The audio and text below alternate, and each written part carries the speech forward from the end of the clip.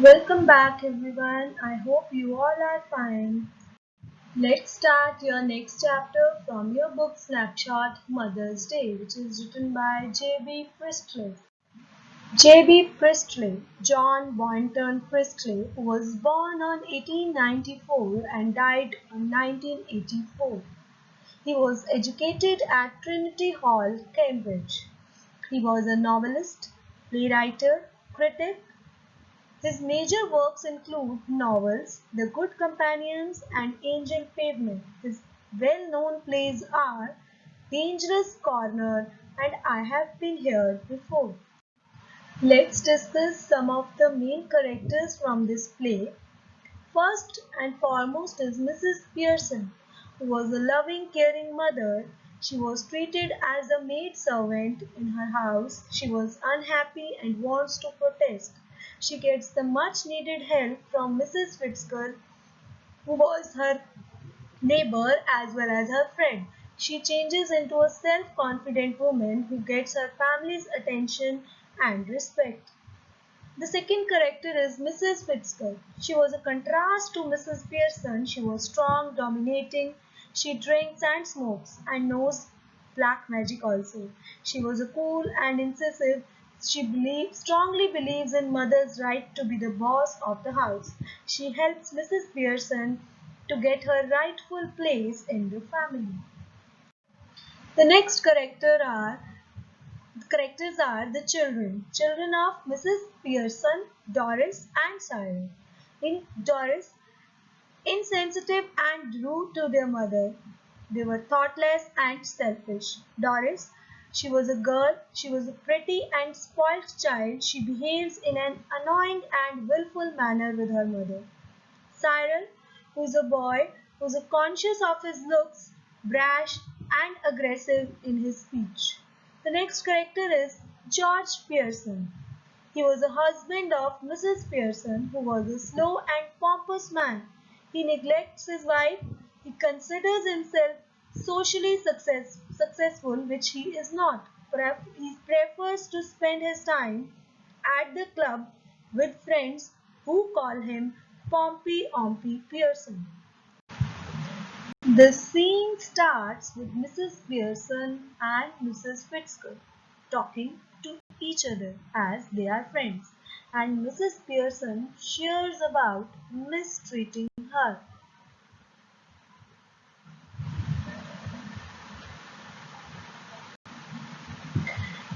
And that's all I can tell you, Mrs.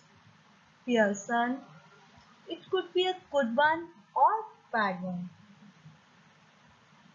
All depends on yourself now. Yes, thank you, Mrs. Fitzgerald. I am much obliged. It's wonderful having a real fortune teller living next door. Did you learn that out east? I did. 12 years I had for it. Make up your mind, dear. Put your foot down and be the boss of your own family. That's easier said than done. I am so fond of them, even if they are selfish. But it would be better for them if they learn to treat you properly. Yes, I suppose it would. In a way, no doubt it at all. Do you think it is good to take their orders as if you were a servant? Husbands, sons, daughters should take notice of their wives and mothers, not giving them orders and treating them like dirt. I suppose it is, but I do hate unpleasantness. I don't know how to begin. And they will be home any time. Let them wait or look after themselves. For once. I agree with you, but I just can't. Then let me do it. Oh no, thank you very much. And really, I could not blame them. And you could not be me. We can change our place, I mean bodies. But that's impossible. But I worked it out. It will only last for some time. But that's enough for the work we want to do. Is it right to do? It is your only chance. Now give me your hands and look. Look at me. Mrs. Fitzgerald spells the mantras and they change their bodies and personalities. Now Mrs. Pearson is bold and Mrs. Fitzgerald is nervous and flittering.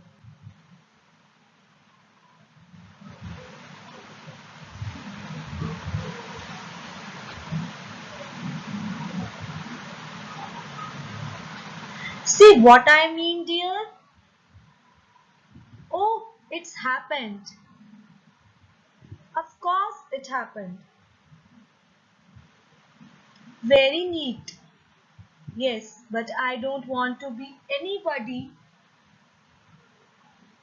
else. Stop worrying now. It is easier changing back. What I am going to do now, go to my house, there is nobody. Better get off now before one of them comes. Yes, are you sure it will be all right? It will be wonderful. After a few moments, Doris Pearson, who is the son of Mrs. Annie Pearson, comes bursting in lift.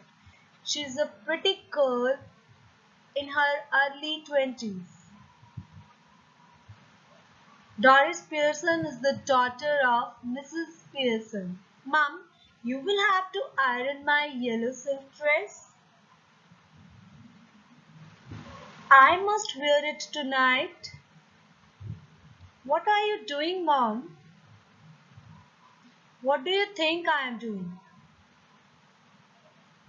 But you are smoking? That's right, dear. No law against it. Is there any? But I thought you did not smoke. Then you thought wrong. Are we having tea in the kitchen? Have it where you like, dear. Do you mean it is not ready? Yours is not. I have had all I want. Mum, what's the matter with you? Don't be silly. It's not me being silly. I have been working hard all day. And you can't even get my tea ready? Did you hear what I said about my yellow silk dress? No, don't you like it now? I never did. Of course I like it. And I am going to wear it tonight. So I want it ironed. Want it ironed? What do you think it's going to do? Iron itself. No, you are going to iron it for me. This time I don't. I work twice the hours you do and get no wages for it. Why are you going to wear your yellow silk dress today? Where are you going? Going out with Charlie Spence. Why? Why should not I go out with him? Can't you find anybody better instead of buck-teeth and half-witted? Oh, shut up, Mom. He is not. I'm leaving. Doris leaves in the left and Cyril enters into the room. Cyril is the son of Mrs. Pearson. Hello, Mom. Is tea ready? No. Why not? I could not bother. What's the idea then? Just a change. Well, change your mind. I don't have much time. I have plenty of time. Yes, but I have not. Got a busy night tonight. Did you put my things out? Can't remember, but I doubt it. You said you would have to look through them first if there was any mending. Yes, well now I have decided I don't like mending. That's a nice way to talk. What if we also talked like that? You all do talk like that. You would not do anything but want me to do everything. I don't get this, Mom. What's going on? Changes. You look terrible. I would not wear that face even for Charlie Spence. Stop talking about Charlie Spence, Mom. Anyhow, I'm not ready yet. Just dressing. Why? What did she do? Never you mind. Have we any stout left? I can't remember. Bottle or two, I think. But you do not want stout now. I do.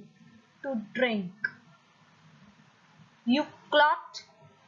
Now Doris re-enters the room after changing her clothes. See the scene. Has she been like that with you too? Yes. Well, I thought I had done something wrong with them. I too thought it. She was smoking and playing cards when I came in. I could not believe my eyes. I asked her if she was feeling off color and she said she was not. Well, she's suddenly all different. Her activities made me cry. Do you think she could have hit her head or something? Do you mean she's barmy? No, she might have confusion. Sounds far-fetched. Hmm. Was it? What is it? If she's going to be like this when Dad comes home?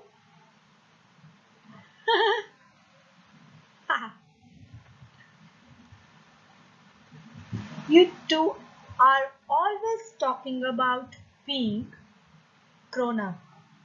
Why don't you both try for once to be your age? Can't we laugh now? Yes, if it is funny. Go on, tell me also. Make me laugh. You never understand jokes, Mom. I was yawning at your jokes before. You were born, Doris. What's making you to talk like this? What we have done? Nothing. If you would not get a tea ready, then I will find something to eat myself.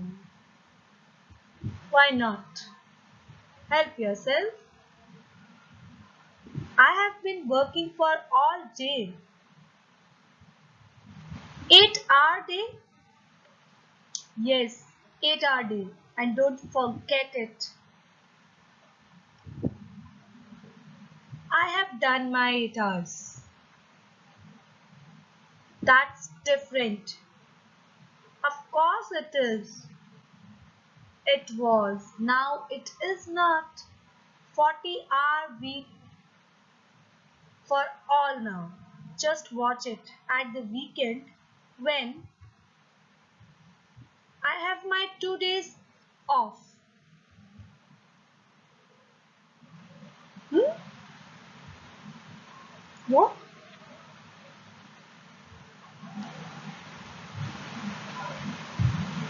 I will need to keep my strength up too. Speak. Mummy, you don't mean you are not going to do anything on Saturday and Sunday? No, I would not go that far. I might make a bed or two and do a little bit of cooking as a favor. Perhaps might go off in the weekends. Go off for the weekend? Why not? I could do with a change. If I do not need a change, who does? But where would you go? That's my business. You don't ask me. Hmm. Hmm. Did you fall or hit yourself with something? No, but I will hit you with something. Hmm. If you do not stop asking silly questions. Oh, this is awful. Hmm.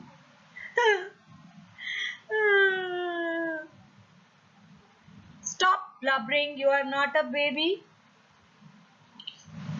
You are old enough to behave properly. Now, George Pearson enters left, husband of Mrs. Pearson. Hello.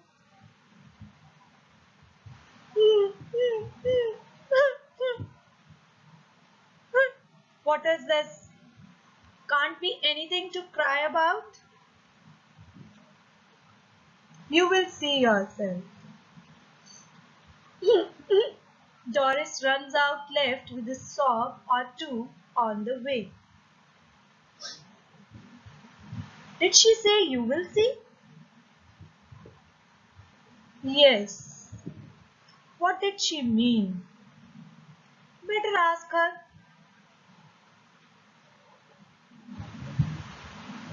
Hmm.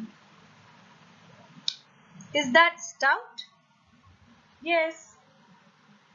What are you drinking stout for? Because I fancied some. I don't like it, and it does not look right. By the way, I forgot to tell you this morning. I would not want any tea. That's all right. There is no tea ready.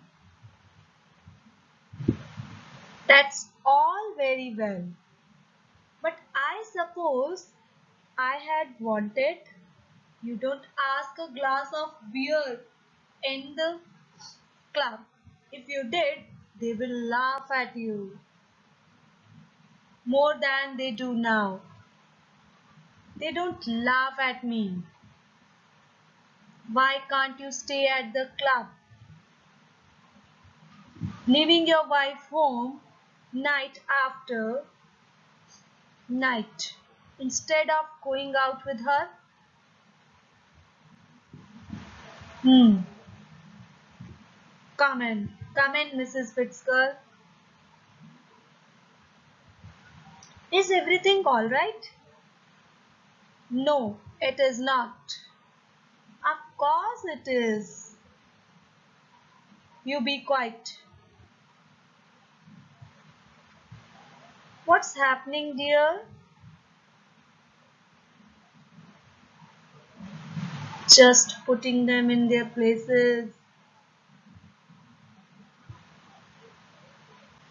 Mrs. Fitzgerald? Yes, George. Hello, Mrs. Fitzgerald. Hello, dear. I thought you were going out with Charlie's friends tonight. What's that to do with you? There is a huge argument taking place between Mrs. Pearson and others about Mrs. Fitzgerald. Later, George, Cyril and Doris leaves the room. It is going out of limit. Let's return back to our original places. Original body. Why? But no, I can't stand any more of it. Okay, quiet now and relax.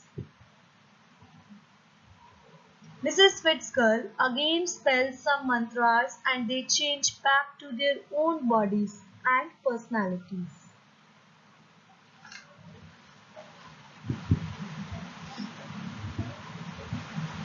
Ah, well, I enjoyed it, but I did not. Don't ask any sorry to them.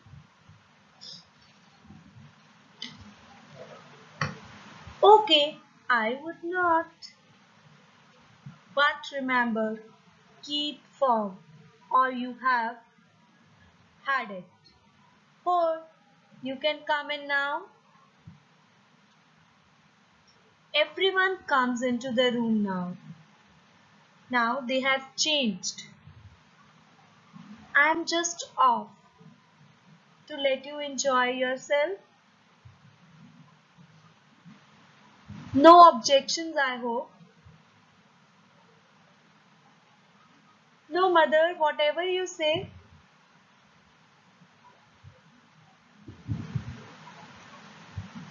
Hmm. Shall we play rummy? Children, you get the supper ready while I have a talk with your father.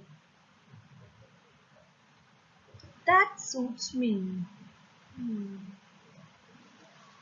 What about you two? Yes, we will. I think it would be lovely. Hmm.